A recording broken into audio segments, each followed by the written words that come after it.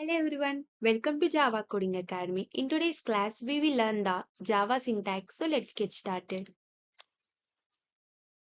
First ఒక Java program ఒక syntax చూద్దాము. ఇక్కడ మనం క్లాస్ ని డిక్లేర్ చేసాము అండ్ మెయిన్ మెథడ్ రాసాము అండ్ హెలో వరల్డ్ ని ప్రింట్ చేసాము. ఇది స్టెప్ బై స్టెప్ మనం అర్థం చేసుకుందాం. ఫస్ట్ క్లాస్ డిక్లరేషన్ చూడండి. క్లాస్ ని పబ్లిక్ క్లాస్ నేమ్ లో డిక్లేర్ చేశారు.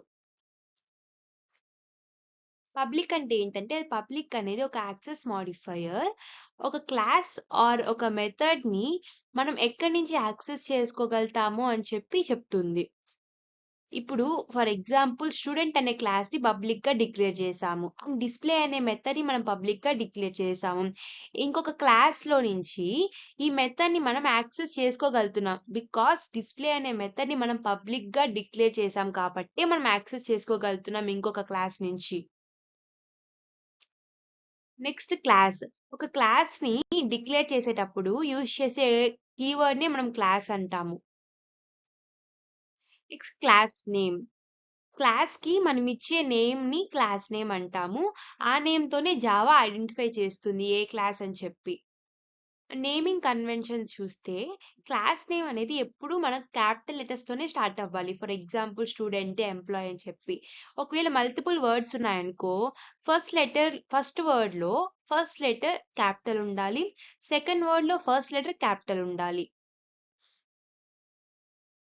Next curly braces. ఒక బ్లాక్ ఆఫ్ కోడ్ ఎక్కడి నుంచి స్టార్ట్ అవుతుంది, ఎక్కడ ఎండ్ అవుతుంది అని చెప్తుంది అనమాట. ఫర్ ఎగ్జాంపుల్ మనం స్టూడెంట్ క్లాస్ లోపల ఏదైనా కోడ్ రాసామంటే ఇదన్నీ స్టూడెంట్ క్లాస్ కి సంబంధించింది. నెక్స్ట్ ఇక్కడ డిస్ప్లే మెథడ్ లో మనం ఈ ప్రింట్ స్టేట్మెంట్ రాసాం కదా, ఇది డిస్ప్లే మెథడ్ కి సంబంధించింది. Next public static void main string args. ఇప్పుడు మనము ఏదైనా జావా అప్లికేషన్ ని స్టార్ట్ చేయడానికి జావా క్లాస్ నేమ్ అని చెప్పి సింటాక్స్ ఉంటుంది. సో జావా హెలో అని చెప్పి రాస్తాము. స్టార్ట్ అయిన వెంటనే జేవిఎం అనేది మెయిన్ మెథడ్ కోసం సెర్చ్ చేస్తుంది. అక్కడి నుంచే ప్రోగ్రామ్ ఎగ్జిక్యూషన్ అనేది స్టార్ట్ అవుతుంది.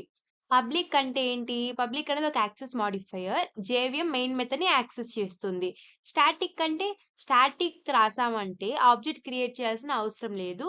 సో జేవిఎం మెయిన్ మెథడ్ ని ఆబ్జెక్ట్ క్రియేట్ చేసుకోకుండానే కాల్ చేస్తుంది. నెక్స్ట్ వాయిడ్ అంటే ఆ మెథడ్ ఎలాంటి వాల్యూస్ ని రిటర్న్ చేయడం లేదు.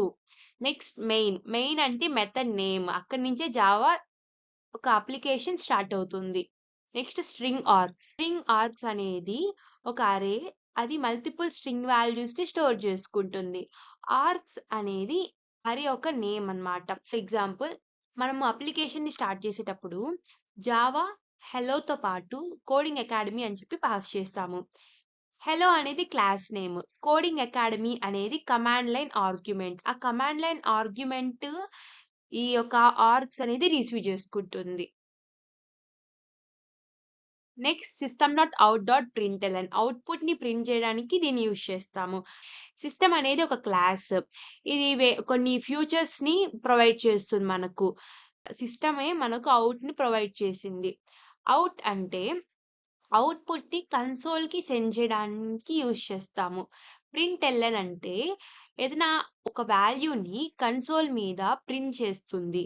ln అంటే వాల్యూని ప్రింట్ చేసేసాక కర్సర్ ని నెక్స్ట్ లైన్ కి మూవ్ అవ్వు అని చెప్తుంది అనమాట.